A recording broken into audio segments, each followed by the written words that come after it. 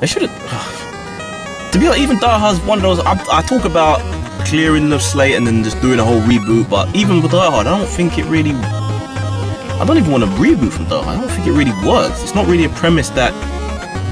It's just a name. That's what it is. It's a name. Yeah, it's the name that carries the film. Well, see, the thing is that you could, if you come up with a really seriously good script, you put a good director in it, you take out Bruce Willis. Look at the last one. You take out Bruce Willis, okay, and you go with the Die Hard effect. It can be good because the character himself that Bruce Willis plays is a badass. It was in the early ones, but look how it was in the last one. Yeah, but that was he slept through the movie. Yeah, but that was to do with because he was in it. Because he was in it, right? And I didn't like. I'm not a fan of. What's his name? Jack Courtney. Yeah, I'm not a fan. I don't mind his work, but I'm not a fan of. I haven't liked him since Spartacus. Spartacus, he was good. Yeah, Spartacus. I forgot he was in that. Yeah, the Spartacus was the best role he ever did. After that, he's just 5. Do you like Peter Pan? I don't care about Peter Pan's character. Apparently nobody else does. Because the current Peter Pan movie, which has been released, is looking like it's going to lose Warner Brothers $150 million. Wow. They're going to have to write it off because it has tanked hard. Yeah, what was it? It was like opening box office was like 15 million, like something like that. Yeah, about 15 to 17. Do you know what was the budget on the thing? It was like around 200. It was it's a big film, big budget. There's a lot of faith in this, which I don't know why, because it's Peter Pan. Like, who really cares about Peter Pan? Could it be okay? So Peter Pan, right? If I'm not mistaken, Peter Pan was supposed to come out. Yeah, they pushed it back. Yeah. Yeah. So now, if Peter Pan came out in the summer, I don't know. Maybe I think they might have had a bit of a different effect to it because summer. I mean, we're talking about all the kids are out of school. The thing is, I think they moved it for a reason because of all of the other bigger films that were coming out that year. So I think maybe we still would have done better in summer with these kids being on holiday rather than it actually coming out at this time. Because it's come out when kids are like back at school. But it should have been an easy week for it when it came out because there wasn't anything else for it to compete with at all. I think it's just the fact that no one cares about Peter Pan. I don't care about Peter Pan. I watched Hook as a kid. Yeah, didn't care. Robin Williams. Didn't care. I watched the old Disney cartoon. You know, it's entertaining when you watch it as a kid, but I don't care. There's nothing about Peter Pan that makes me want to, Peter Pan movie, I can't wait to jump back into that world. I don't care. In the UK, Peter Pan wasn't marketed all that well. I didn't even know Peter Pan was coming out. Think about it. Where did we see the posters? I don't think we haven't seen on billboards, on bus stops. We haven't seen our posters. I haven't even seen a commercial for it on YouTube. But maybe they knew how bad it was because the reviews haven't been good for it. Is it like it's a film that's beloved by critics but has flopped in the eyes of the people, kind of like Dread or something? But no, everyone hates it. Even having Wolverine in it as a bad guy couldn't save it. I mean, even most people probably didn't even know Hugh Jackman was in it. Maybe it's the fact that they just they stuck too closely to the basic story. Even though they kept saying this was a retelling, this is the story you haven't never seen. Like, it still looked like the same old Peter Pan story, except it just takes place a little bit earlier when How Pan got to Neverland. Make Peter Pan the terrorist, make Hook the hero. I think I mentioned this one time that Hook is a man who's trying to rescue these kids that have been kidnapped by evil Peter Pan. He's like who's that Pied Piper that steals the kids? Hook is the one that's trying to rescue these kids, but evil Peter. Okay, number 4. Charlotte, staple of our Charlotte, has returned. The Dino Riders. Remember dinosaurs with labels hooked on them? Dino Riders. Riding the dinosaurs, kitted out with missiles, toys. Yes. A movie's been made. Oh boy. A live action movie, which I'm not surprised considering Jurassic Park, and look at the massive success that's had. Oh my god. But same thing, but that's more. but with weapons. No, that's not gonna work. Dinosaurs and war. It's gonna be dreadful. Dinosaurs and war Eddie, combined. Eddie. Take this, lizard lip. Yeah, exactly. Just take that. Does that sound exciting? No, hell no.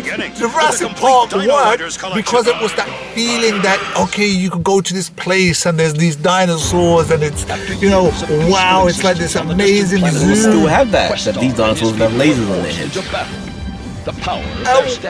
What? Give me a story here because I'm apart from that, I'm finding it difficult Okay, to see a story.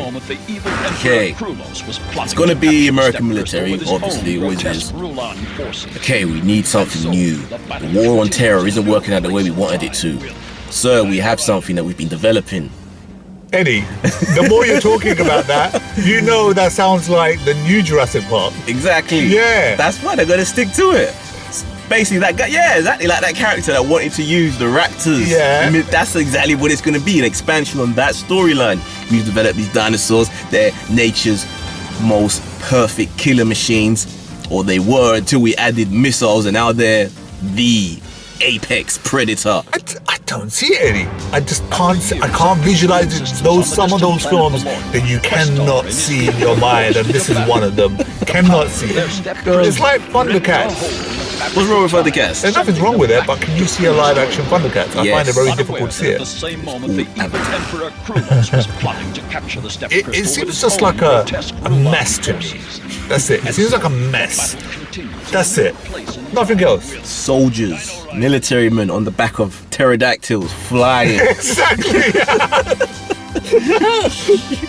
It sounds awful. It sounds ridiculous. Could you imagine, like, stroking his what was it called? Not the T-Rex. What's the one with the 3 horns? Oh, the Triceratops? Yeah, Triceratops. Stroking it, saying we're gonna go into battle like building a bond with it. One more ride, one more mission, one more ride. What they can talk? Never even once. Oh my god! Did you guys see a Dino Riders movie? Do you remember the cartoon? Do you remember the toys? Can you see this is a live action movie? And if Jurassic Park can make dinosaurs work, can these people make dinosaurs work?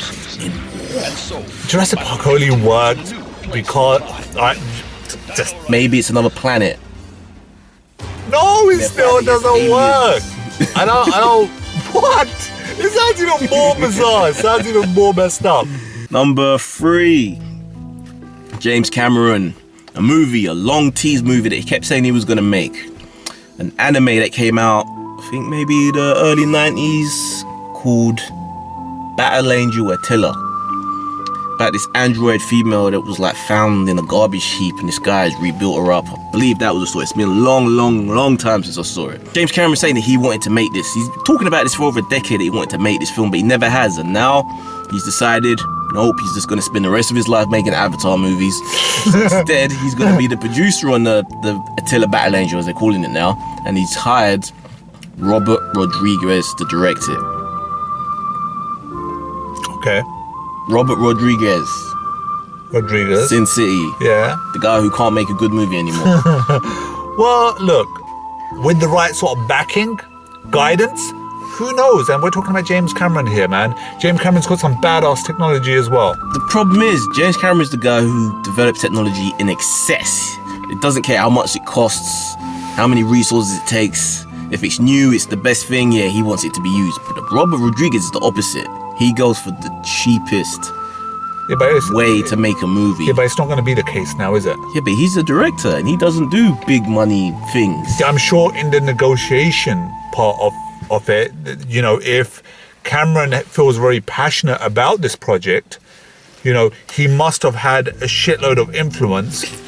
If he was that passionate, he'd be making it. Yeah, but he wants to do Avatar as well. Like, I mean, we're passionate about all sorts of things. We can't do everything, can we? Avatar, man. Do you care about Avatar sequel? No, I have no interest in Avatar, none whatsoever. You guys, it was an okay film which has gotten worse as time goes on. Yeah, it's one. It doesn't really hold up. Oh, I've only actually seen it once. You know that? Really? Yeah. So it was that minor an impact on you that you didn't even want to go back to watch it. Even in 3D, didn't do anything for me. Just another. Only once. Yeah, I've only seen it once. That'd be actually interesting. You know what? That should be our first one for a podcast. Or if we ever do the podcast. We'll do it. It's a little something that we'll free win with later, but yeah, we should do that. Number 2, it's been confirmed now, apparently, that Thor Ragnarok, the 3rd movie, the one which apparently was going to have repercussions for the entire Marvel universe, is going to feature the Hulk in a Thor movie. Oh, interesting. That is interesting. I think Marvel are learning that. I think from Winter Soldier, putting Black Widow into the Captain America movie, having that partnership, it kind of adds a new and interesting dynamic there with the characters. And Thor and Hulk were actually pretty fun whenever they're together because they don't get on. It was fighting. The chemistry with those two characters is it's perfect, man. For me, it's candy. It really is. And it's gonna be mad because apparently this takes place completely off-world in the whole mystical realm of where Thor exists. Yeah, that's so even for better. Hulk to exist in that world. Yeah, that's even better. That's gonna be freaking amazing. Yeah. Ragnarok is basically this whole end of world event. This like mythical sword that if you remove the sword, it creates like the end of the world and it's like the end of the universe. Like it's some crazy shit. For Hulk to be a part of that. So wait, when is this going into production? Very soon. Yeah. The Hulk, that's got me excited to feel the Hulk. Apparently they're saying that this is going to be the darkest Marvel movie yet. Which again, I think they're taking the lead from Captain America. Even though it's not a dark movie, it's got a more serious tone. Yes, it's the serious one out of the lot. But the moment you put those two characters together, I like the Thor franchise. I like the character. I'm really glad that they're not just they're not creating a Hulk movie. I'm happy about that. Doesn't really work on his own, does it? No. I like the idea of seeing the Hulk fighting against mythical creatures in that sort of other realm that Thor exists. Yeah. It's off-world intergalactic shit. And what a tag team. Yeah, that opens up a whole can of worms, which I just can't wait. Yeah, absolutely. And I think Thor needs this because he's out of all of the Marvel films, as Captain America has slowly ascended to be the most popular character now. He's overtaken Iron Man. Thor kind of seems to be dwindling around the middle ranks, so he kind of needs this to boost him up. So this will be good. I can't wait for this one.